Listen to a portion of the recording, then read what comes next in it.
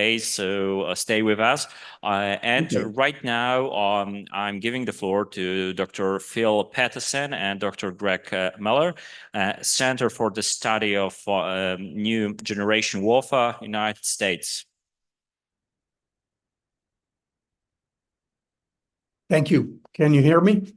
Yeah, we can hear you, Okay. sir. The floor is yours. All right, great. If somebody there will bring up the first slide. We're going to focus on just overt military elements of Russian new generation warfare. Going to take 20 to 30 minutes to lay out the war in Ukraine from a Russian perspective.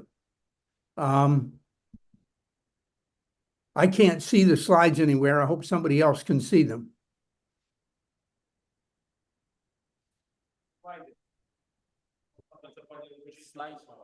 Unfortunately, we cannot see your presentation still, but just give us a second.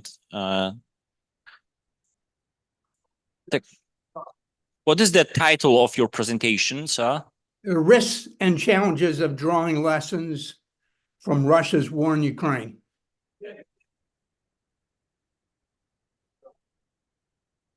Just a second, sir.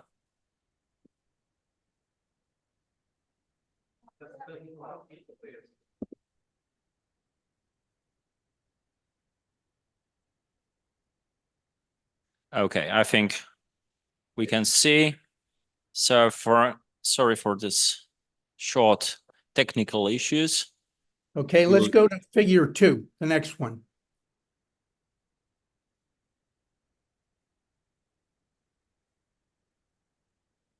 All right. Now, as Mick Ryan from Australia has written, most speakers during the 2024 Land Forces in the Pacific Symposium in Honolulu, LandPAC, referred in some way to the war in Ukraine and what can be learned from the conflict there. Ryan observed that the lessons being quoted at conferences like LandPAC are without sufficient analysis of the various filters which differentiate the regions of the Pacific from Eastern Europe.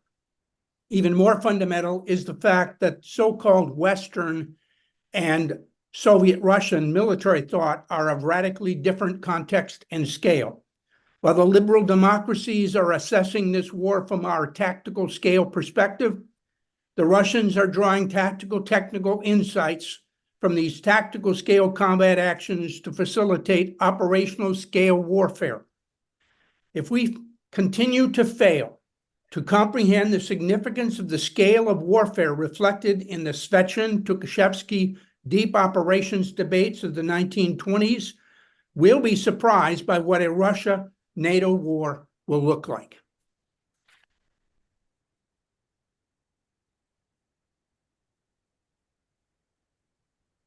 I'm trying to bring up the next slide, number 3, but it doesn't seem, there we go. All right.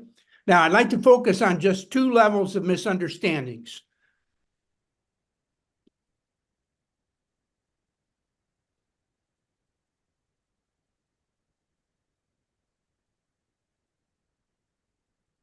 Technology is great when it works.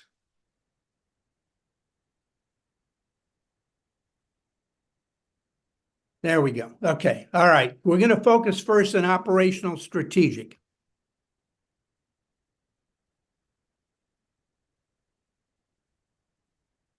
Okay, operational art in military affairs was invented in the 1920s and 1930s by Russian military theorists such as Alexander Svechin to reflect the possibilities presented by long-range fires and new capabilities from mobility. It led to what the Russians call deep operations.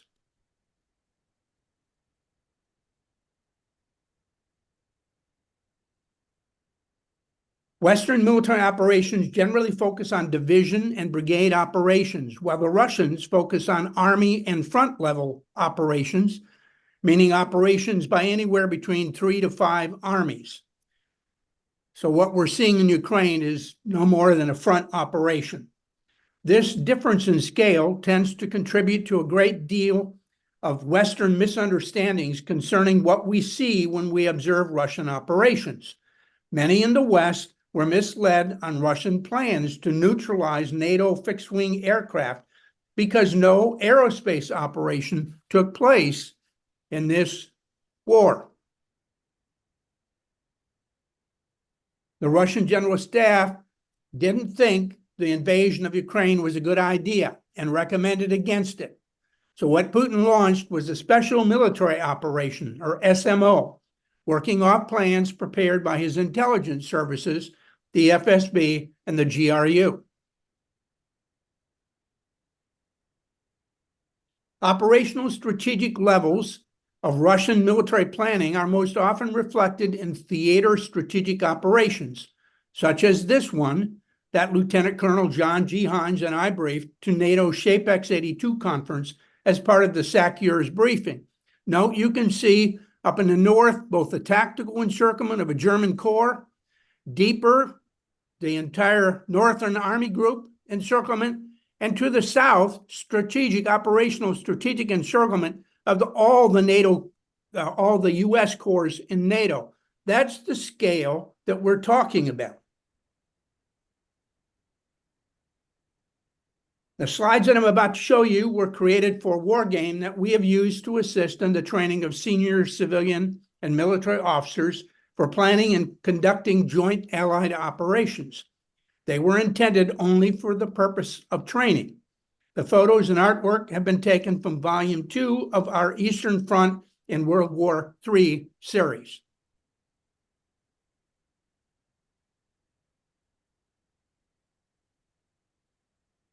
Like the so-called Fulda Gap in the Federal Republic of Germany during the Cold War, the 104-kilometer, 65-mile strip of land that connects the Baltic states to NATO and the EU, the so-called Suwalki Gap or corridor, establishes a predisposition to encirclement.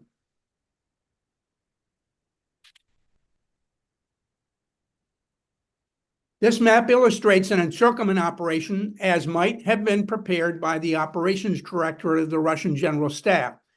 It focuses on the encirclement of Allied forces deployed to defend the Suwalki corridor or gap for the purpose of illustrating how the operations directorate plans an encirclement operation. The immediate objective of the Russian General Staff is to gain access to favorable terrain upon which it can better bring numbers to affect the outcome of the operation. There are three favorable tank terrain geography areas around the city of Warsaw.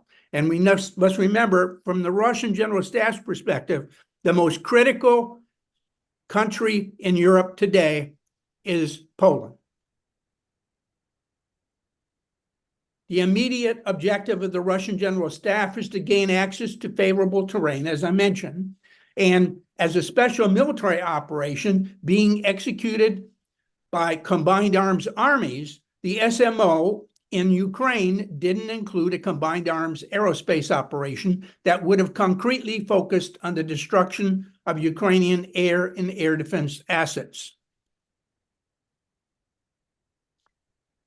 The Russian company and field grade officers are not instilled with initiative, and the Russian army doesn't have a real non-commissioned officer system because the Russian General Staff does not want initiative at lower levels of command to screw up the operational plan.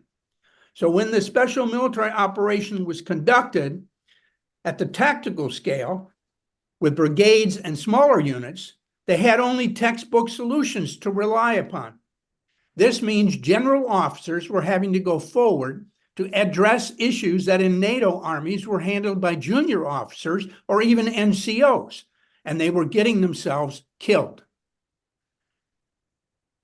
The loss of senior Russian military officers not only disrupts operational command and control. When Russian troops become leaderless, a sense of panic and self-preservation rapidly causes unit disintegration. The first 25 days of war produced numerous examples of Russian troops abandoning their armored vehicles and equipment to take flight from the fighting. Now, let's turn to the technical issues that have been misunderstood and Western assessments of the war. I'd normally only give you 3 items, but in this case, the third begets the fourth. First, the tank, contrary to so-called conventional wisdom, is not dead. In fact, what has been demonstrated by the first battle of Putin's kinetic operations in his war against liberal democracy is that you need lots of them. And the more advanced they are, the better you will do. With Russian troop and equipment losses running at unsustainable rates, Putin switched to a strategy directed at exterminating the Ukrainian people, depopulating the territory by killing the civilian population or driving them abroad, exterminates Ukraine as a state. High numbers of tank losses have encouraged amateurs to squawk about the death of the tank. In fact, the phenomenon of high tank losses is due to the high-intensity conflict being waged, and the criticism of the T-72 is misplaced. It was designed for deep penetration operations where engagements would largely be the meeting engagements for which it was designed. Fast with a low profile, making it a challenging target, a heavy armored front glacis to protect it when in the attack, and a rapid-fire large caliber main gun, allowing it to quickly engage multiple targets.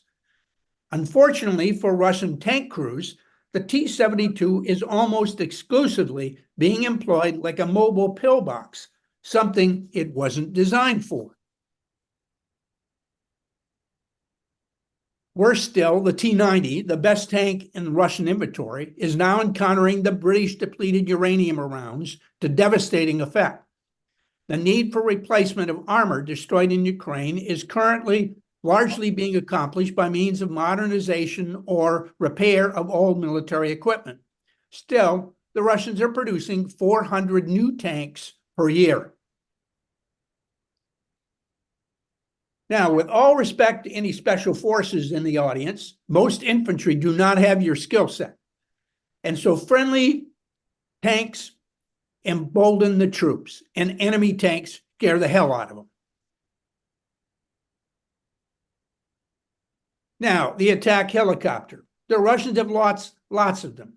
But the fact that both the Ukrainians and the Russians continue to employ them successfully is indicative of the reality that even the antiquated helicopters employed by the Ukrainians continue to be an effective instrument of war. Again, the more capable the helicopter, the more survivable and effective it will be in combat. The so-called flying tanks, helicopters, are also either terrifying or morale builders, depending upon whether they are shooting at you or in support of you.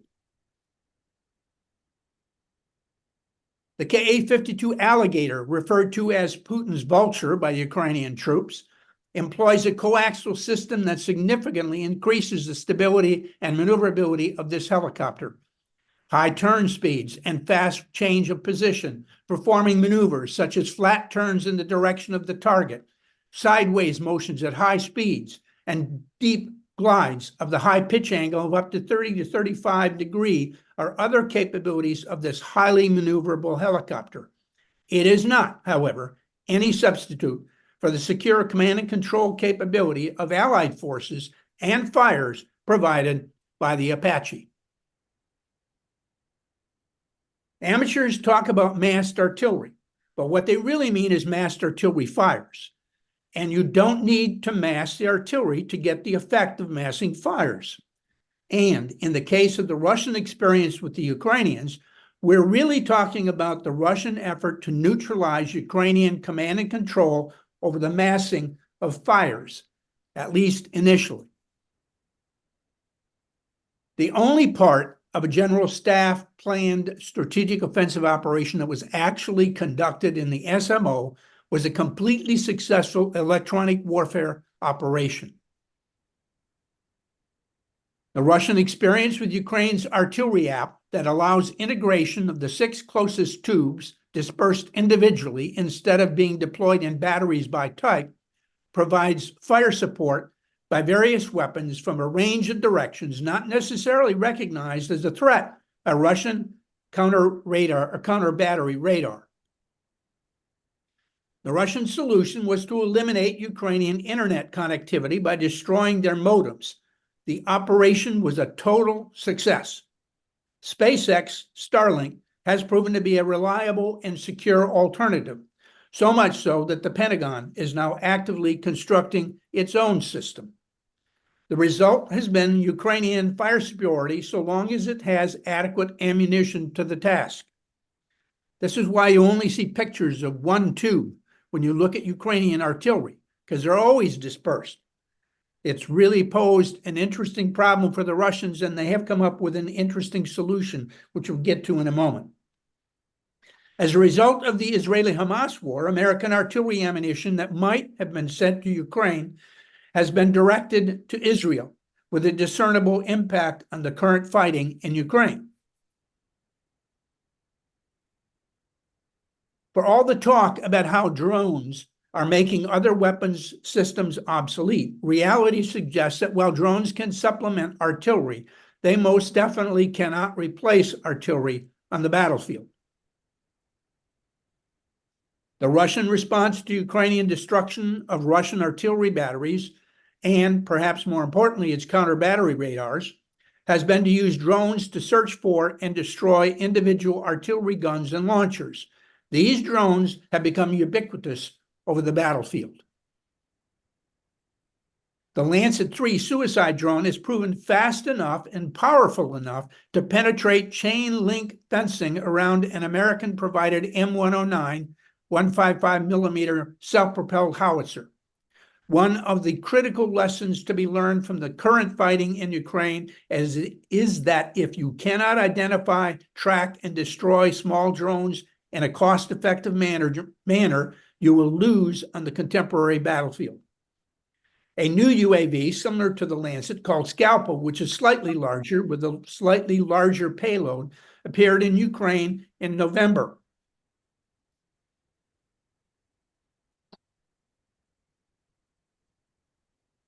And by the way, there is ample evidence that these UAVs can attack at night, aided by thermal imagers. The Russians have adapted and are, as we meet here today, turning the war in their favor. The Orlan 30 brings secure communications and integrates multiple systems, tube, rocket, and air delivered. In other words, the Russians have, with enormous losses of troops and equipment, purchased the time to develop the capacity to defeat Allied forces on the tactical battlefield, which is where we are strongest. There is much to disparage with the Russian armed forces, but don't underestimate the creativity in the Muscovite imperial system. This evil empire will not die without a fight. The Russians also learned to employ new electronic warfare assets to reduce the effectiveness of attacks against self-propelled artillery and counter-battery radars. Russian troop casualties averaged 400 per day in 2022, 658 per day in 2023, and they are averaging 913 per day so far this year. The reason for this, and these numbers are going to, per day losses are going to only increase, is because the Russian training system is unit-based. They don't send troops to a training facility like Fort Benning, Georgia, to get basic training. They're trained in the units. And since the units have been so beat up, there's nobody with experience to train these people. So they're sending virgins out to die every day. Now, based on obituaries in regional media, the average life expectancy of mobilized Russians at the front line in Ukraine has been assessed to be 4.5 months. Think about this.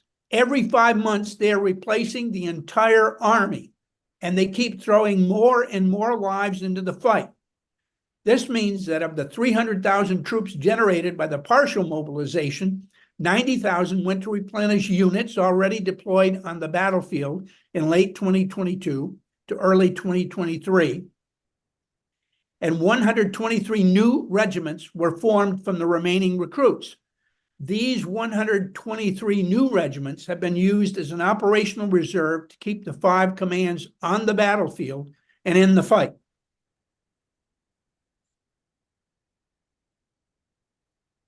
To summarize, if you learned from Russia's war in Ukraine that tanks and helicopters are dead, you've drawn the wrong conclusion.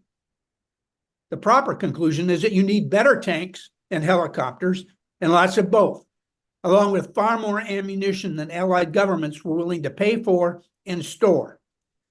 In this regard, it appears that Russia is on track to produce nearly 3 times more artillery munitions than the US and Europe combined. And you need the capacity to survive on a battlefield where drone warfare is part of combined arms warfare. Be happy to address any questions that I've provoked. Thank you. Thank you very much. We'll use the Q&A session to perhaps send you a personal question about your presentation aftermath. But thank you for emphasizing this quality and quantity dilemma also for debate about Ukraine. Now we are going to the second prelegent from this part, because I have only one presentation, the risk and challenge of drawing lessons from Putin's war in Ukraine, and Dr. Phil Petersen and Dr. Greg Miller. Are you sharing this presentation, or you will have 2 presentations?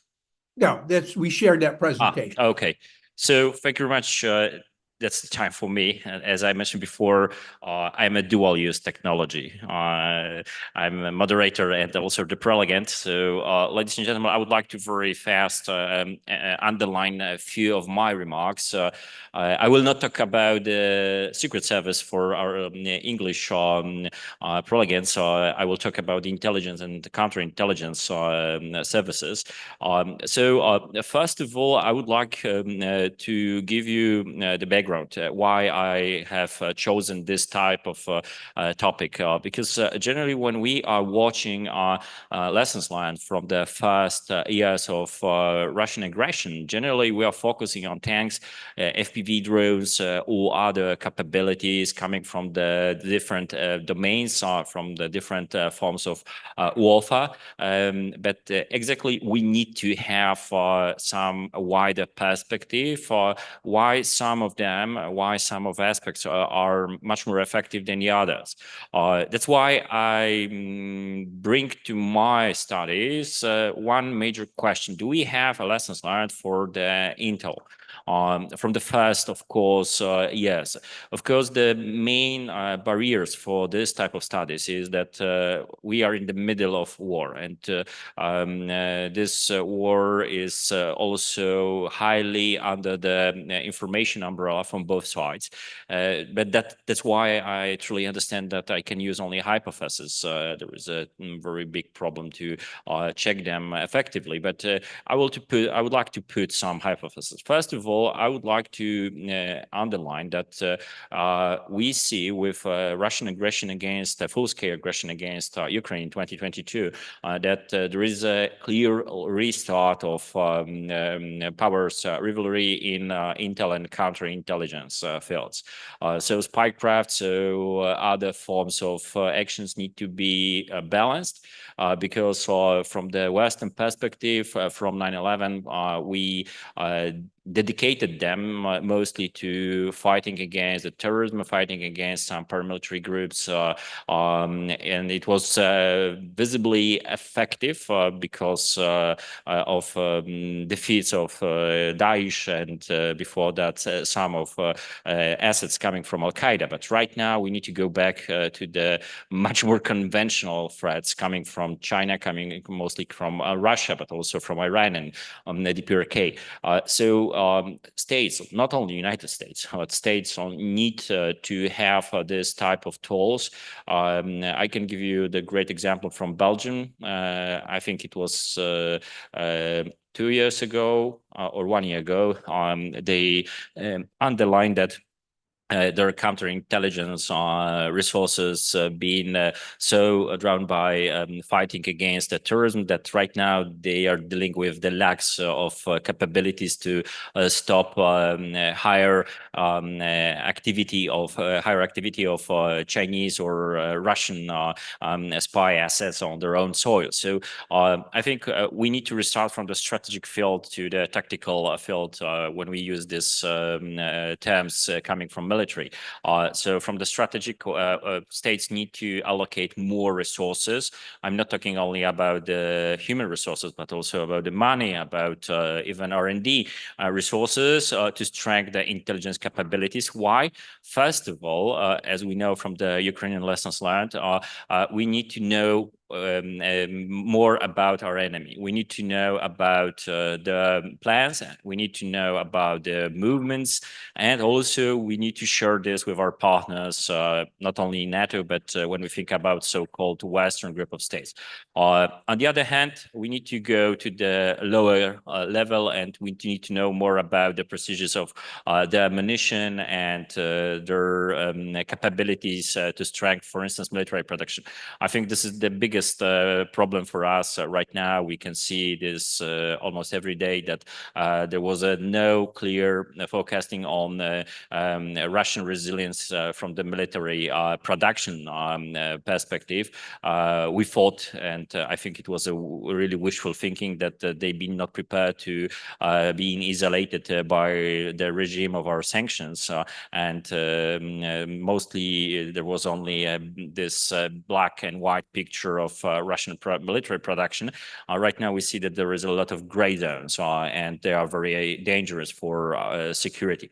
On the other hand, we need to think more when we are watching this intel and counter-intel field about the new technology environment, but and the bad need to be emphasized here with all methods. So I'm always laughing when there is a great discussion in media, which kind of getting resources is better, human intelligence or, for instance, signal intelligence. No, I think the synergy is the best right now. We need to use AI tools. I'm not talking about this specific AI. I'm talking about AI tools, for instance, for analysts to strengthen our capabilities to understand a lot of new information coming from the various, for instance, open sources intelligence resources.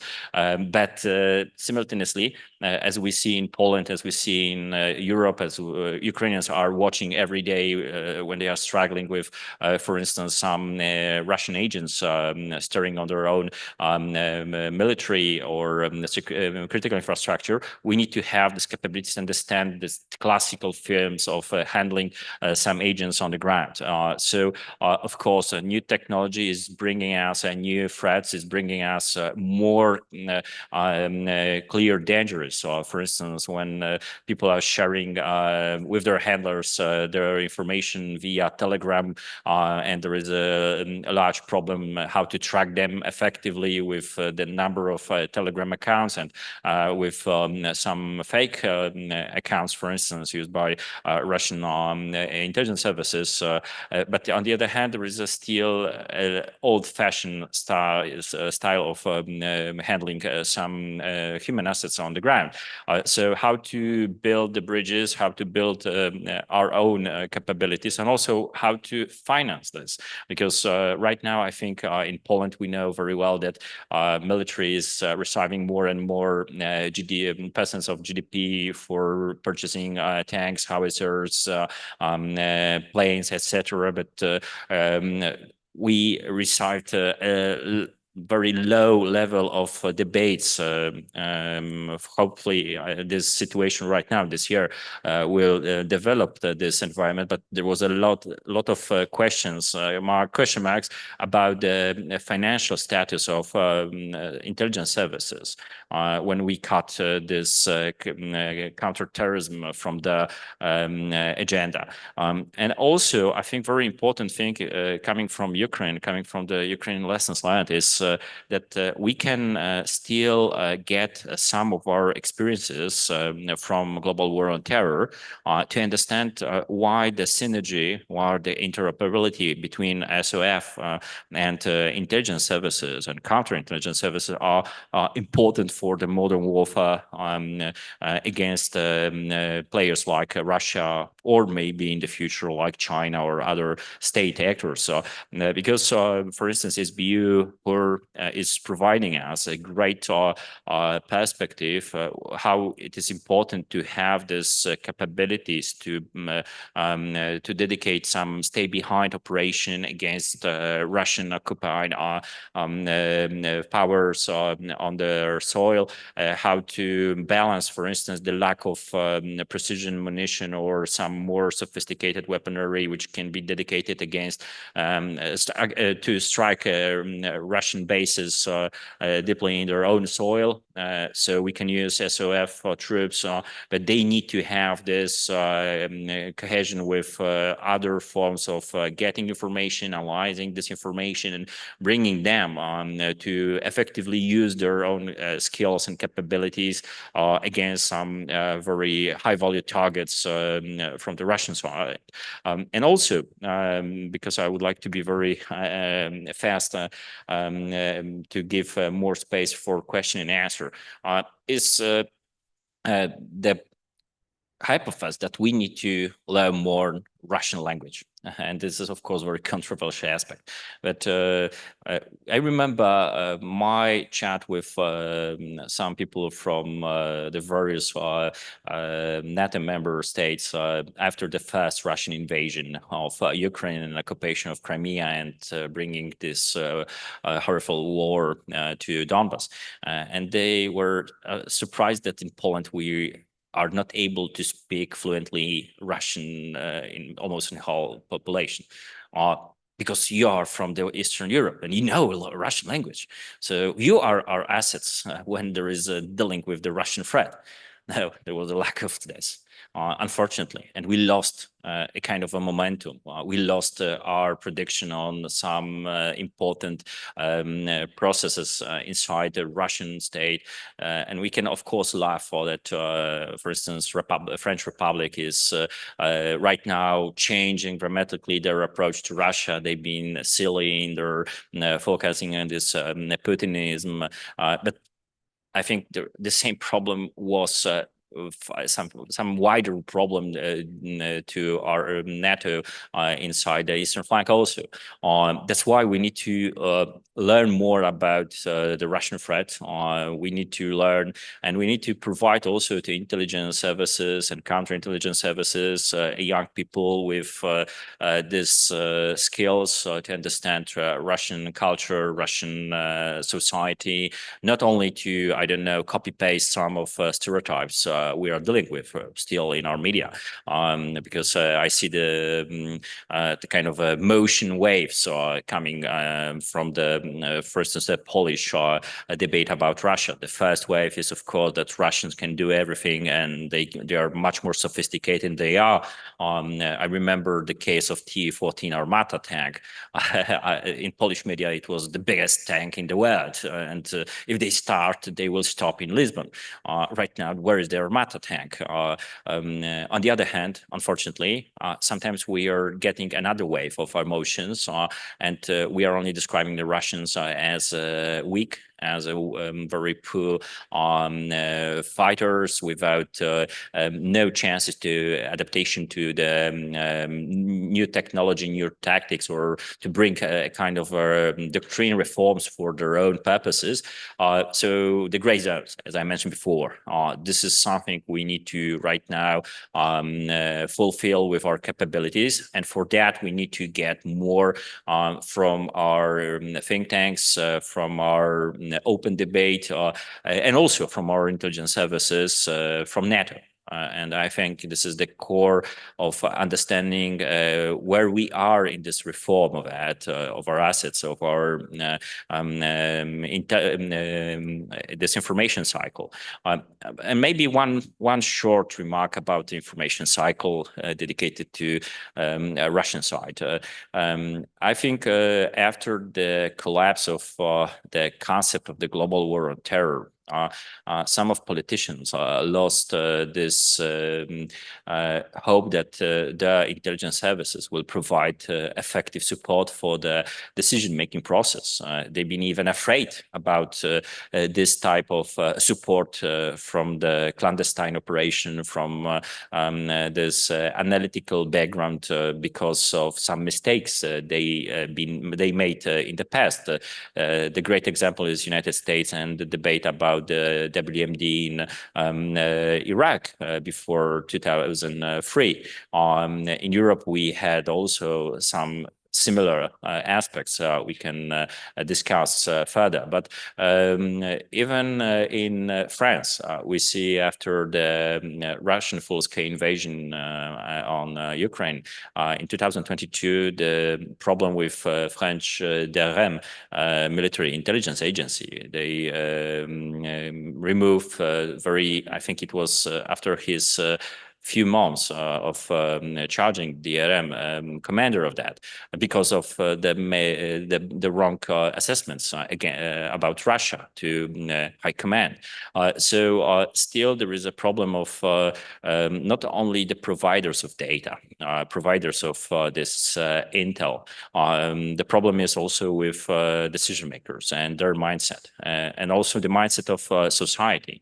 Of course, Ukrainians are learning very fast that they need to be much more resilient in counterintelligence actions against Russian intelligence community. On the other hand, they are still fighting against, for instance, a classical getting assets by money, by the ideology. So there is no clear answer how to do it. Of course, we are in Poland in very comfortable situation because we thought that our society is really resilient. No, it is not, as the last month provide us examples. So I think the mindset is also very important. Lessons learned, the reform of mindset of people, decision makers of this Ukrainian first years of survive against the Russian invasion. But I would like to stop with very optimistic thing because I highlighted some of our tasks or aims for the future, and we need to deal with that. But on the other hand, we need to accept that we get large lessons learned from the first Russian invasion, 2014, 2015. Why? Because we saw what have happened during the first days before full-scale invasion. What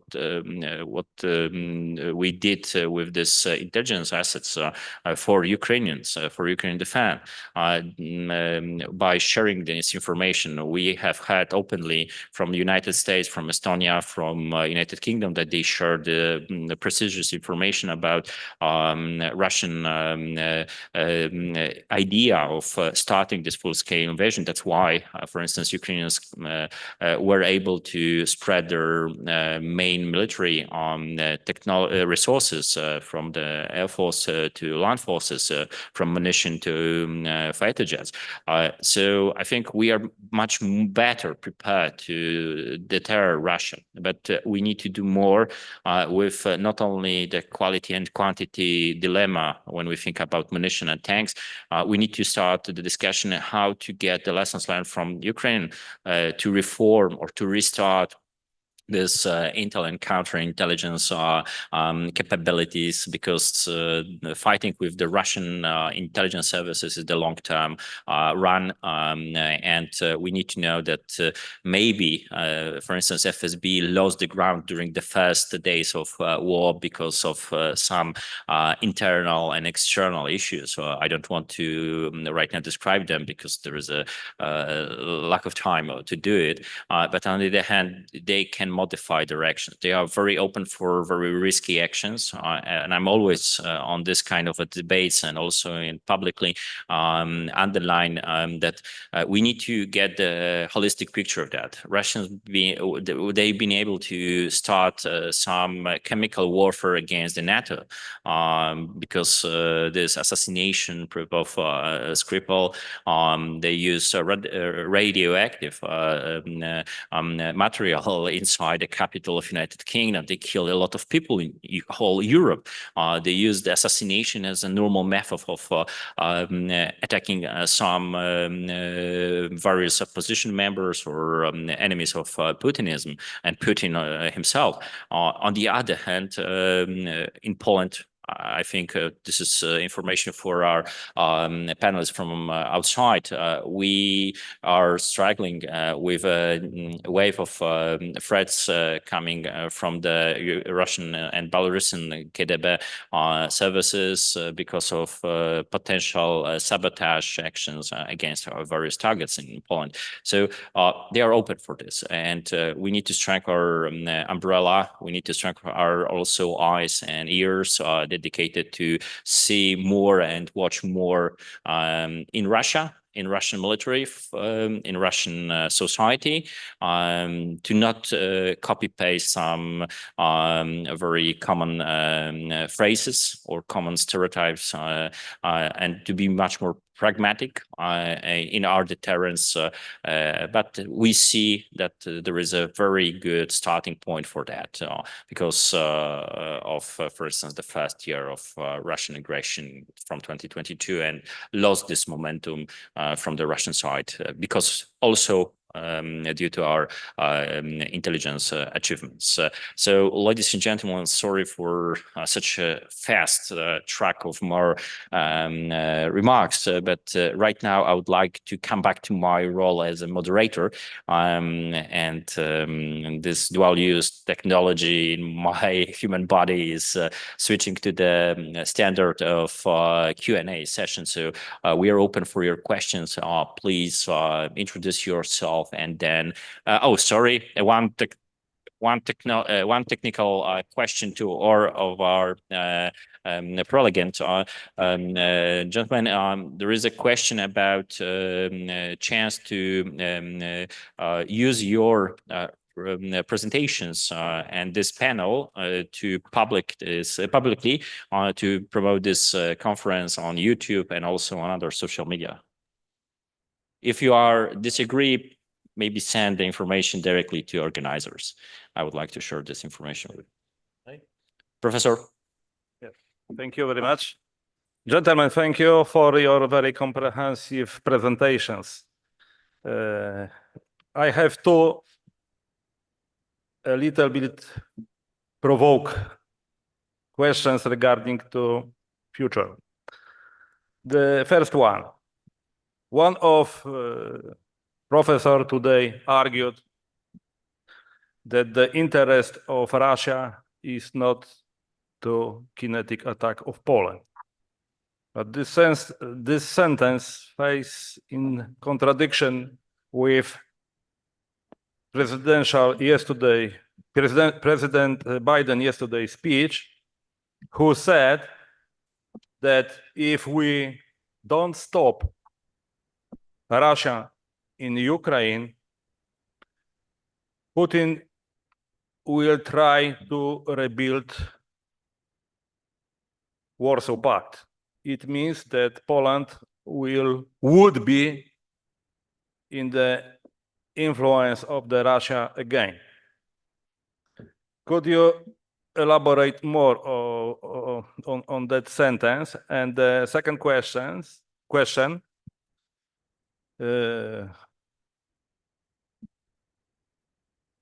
I would like to ask about future technologies, because China is looking for new destructive capabilities and wants to use against West to contest US and West dominance.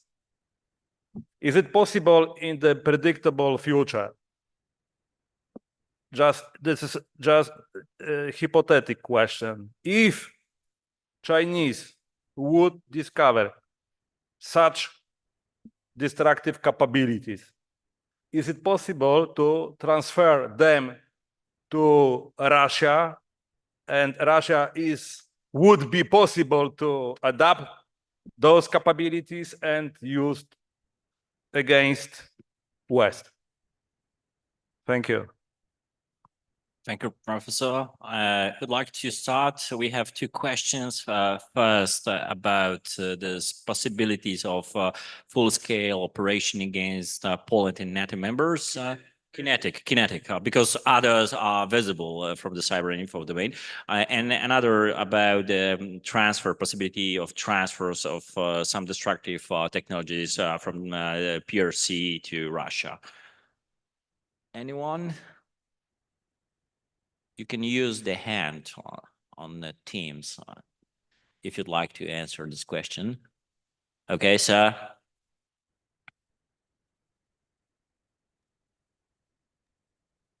That two questions, first of all, we need to understand that Putin is at war with us. And I love the moderator's comments with regard to the emphasis between kinetic and non-kinetic, because the overt kinetic is just a very small piece of new generation warfare. And in fact, we don't seem to get it. Russia's at war with us, and they are practicing right now Muscovite regime change everywhere in the West. I remember once giving a lecture on Russian deep operations theory, and Diego Ruiz Palmer from NATO headquarters said, but the point is now the Russian deep operations is extended all the way to Washington, D.C. and Seattle, Oregon, because the Russians are attacking us, our societies, everywhere, all the time. And the sad part about our understanding is that, except for maybe the Austrians, who almost lost their intelligence service to the Russians, the Western intelligence services are unanimous on what is happening, and they have good, hard evidence. We have all kinds of documents that the Russians were behind promoting the attack in Israel, that the Russians are trying to get the U.S. in a war with China over Taiwan. We have documentary evidence of all this. So where the breakdown is not in our knowledge, at least in the intelligence community, but it is getting that information to the policy elites, and the policy elites accepting this reality and then dealing with it effectively. So it's one of the reasons why we at the Center for the Study of New Generation Warfare prefer to talk about not the Eastern flank, but the Eastern Front. Poland is a frontline state. Czech Republic is a second echelon state. We're all under siege right now. Turning to the tech transfer, listen, Russia and China are partners. They are not allies. The Chinese would like to use the Russians. For example, they approached the Russians on having an integrated PSYOP against the United States. The Russians are trying to use the Chinese to tie down the Americans by promoting a war in Taiwan. They are exploiting each other. They're taking advantage of each other. The Chinese, I doubt very much, are willing to give any game changer technology to the Russians. They want to keep them in this fight. It makes the Russian state weak so the Chinese can eventually take over Siberia and the Far East, which actually they're doing already by simply moving their populations into the region.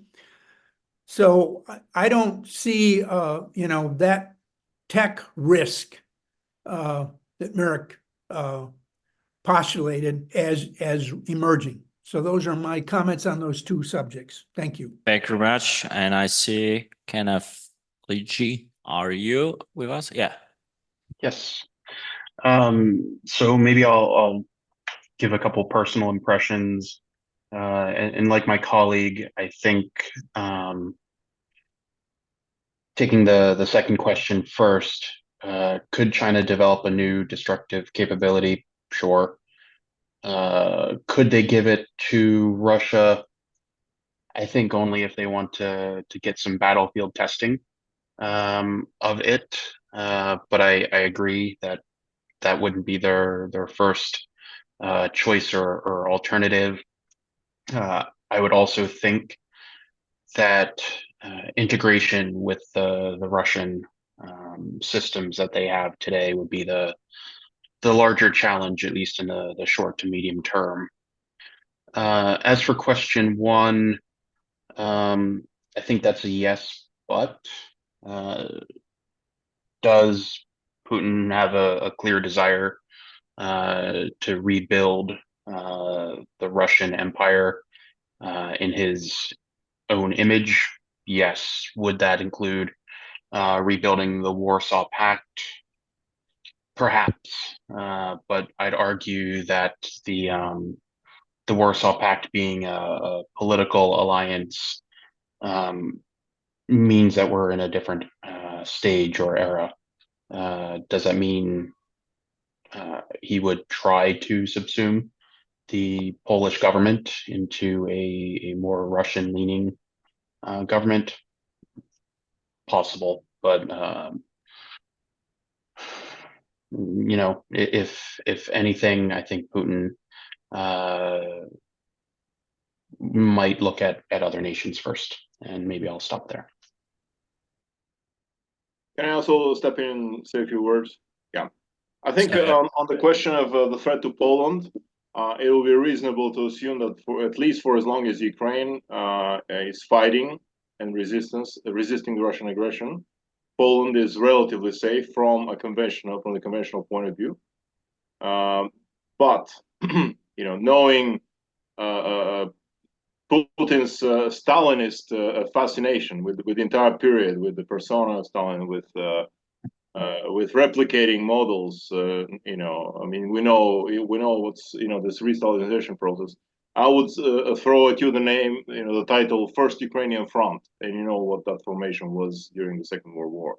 So if Ukraine falls, which I don't believe it will, but if it falls, if of course Belarus is already on the Kremlin's foot, you know, I think then the conventional threat will become very real, and then Putin or whoever his successor might be will use as the cannon fodder for the new reconquest of Eastern Europe large formations of this nature, using conquered Ukrainians from the conquered territories, Belarusians, Central Asians, and others. And so, you know, I have no doubt in his mind and the mind of his regime, they really want to punish Poland. I mean, Poland is the central state, you know, the pivot of this effort, as Phil rightfully has commented. Again, you know, the best defense of Poland these days, as you quite well know, is a surviving Ukraine that will become a real, not a buffer between us and Russia, but a real bulwark, a real wall, the European wall against the resurgent Russian Empire. So, thank you. Thank you very much. Professor Olgesem, you'd like to add something?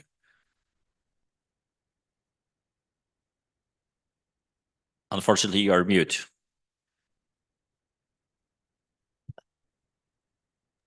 Oh, excuse me, désolé. So, no, nothing to add, especially. But I would like to enlarge the question about the Chinese-Russian cooperation. You mentioned a lot about the France and Russian relations in the context of changing this perspective. But we saw during the last days a very important congregation of meetings. First of all, this important meeting between Xi and Putin. And the Xi visit in France. Do you see kind of a shift or maybe some developments in this triangle of relation between the France, China, and Russia in the context of Ukraine war? No, I don't think that there will be a shift or a changing about it, because we are worried about, I would say, the business with China and the defense of our interest, despite also the defense of European interest. We all know that, that the French-German couple is not a real French-German couple. I think the French-German couple is just for the media, and French thinks that the French-German couple is a friendships, but it's not true, because Germany, and they're right, they think first about their interest, and that's also why they have this particular policy with China that France should do also. And the same speech of France about the human rights, they're right to do this, but we sometimes forgot to be pragmatic with China, the business, and what is really in reality China. And the other point I would like to add is that in France we are not so. I don't think that the Chinese is the priority for France, because on the world we are more focusing toward Russia, the Middle East, Maghreb, in Lebanon. You remind 4 years ago when there was this deflagration in Beirut during the summer times. Mr. Macron was one of the first who came into Beirut to say, we will not give up, and we will support Lebanon, but nothing really happened, unfortunately, as usual. That's why, from my point of view, the relationship and the French political toward China is still a bit naive and confused. But I think, first of all, the priority for France is to change our software just inside France, changing some policy, some mentalities, because as I said previously, our software is a bit obsolete in global. Thank you very much. And I will also add my comment to the question about the potential of spreading some modern technologies from China to Russia. I agree that Chinese state is supporting Russia with providing some extensive support to the production lines, to tools for Russian industry. On the other hand, right now the symbol of the military cooperation between two powers is Golf car, which Russian MOD purchased this all-terrain vehicles without any armory. They are using this on the front line. We know that from the Ukrainian presentations, but why, for instance, Russia is dealing with Iran or DPRK when there is a China. If there is a good relation with between both superpowers, China can spread some of their missiles, some of their munitions, some of their more sophisticated drones to Russia. But we haven't seen this kind of strictly cooperation between both powers. So I agree that they are supporting Russian production. They are supporting Russian industry, military industry. Russian capabilities are based right now of this bypass of Western sanctions via China and via Chinese firms. On the other hand, China haven't sent any kind of highly sophisticated armored personnel, armored vehicles, or infantry fighting vehicles, which is a gap for the Russian side during this war. So MTLB can be replaced by more sophisticated Chinese production, but there is no such a thing. So I think in ADTS, one more thing, Professor, I think Chinese are trying to be very careful if, of course, it is not on their own agenda. So, for instance, when they are sharing the new software, they know that very well that they can get backdoors for the future purposes. If they are sharing highly sophisticated missiles, Russia will be strengthened, but without the chances to control them, because they can copy paste, they can use reverse engineering like the Chinese did with, for instance, some of the Sukhoi technology. So I think this is not the alliance, this is the cooperation of two authoritarian or totalitarian regimes, and they know very well how to balance emotions, information warfare, some public statements with the pragmatism day after. May I also just go back and make a remark? I think I agree with what Mark and Ken said. Poland is not the next immediate targeted state. It will be Latvia, and the focus will be on Latvia. It's the Russians have made that clear, and we can see it in all their preparations. But obviously, if they attack the Baltic states, the problem is what to do about Poland, because Poland becomes the problem at that point. Thank you. Thank you very much. Any other questions, ladies and gentlemen? I think this is the last occasion we have right now online great experts from foreign states, and also you can share your own opinion with them. So, ladies and gentlemen, the last chance. Still we have, I think, 4 minutes. So a very clear question, very short question, and maybe a very long answer for that. So can we see any? I think this is because of the time and the sun factor we are dealing with. But gentlemen, I hope you are having also such a great weather in your homes or where you are. I've been very pleased to see you, to have the discussion with you, because I think the general issue is to present the wider perspective on the situation we are having not only in Europe, because as we saw during our panel, this is the net of relations between various states from different regions, and we need to deal with that with our knowledge and with our adaptation to new security environment. I hope we will have other such a discussion in the future, maybe here in Piotrków Trybunalski. I think organizers are sending you invitation for new editions of this conference, and I hope I will have opportunity to meet you, maybe not as a moderator, maybe a panelist, or maybe a person who will hear your great expertise. So thank you very much. Applause, ladies and gentlemen, for our guest, and I'm officially ending this panel. Thank you very much. And the applause is... Okay, ladies and gentlemen, thank you. And the break, 10 minutes. 10 minut przerwy. Thank you. Thank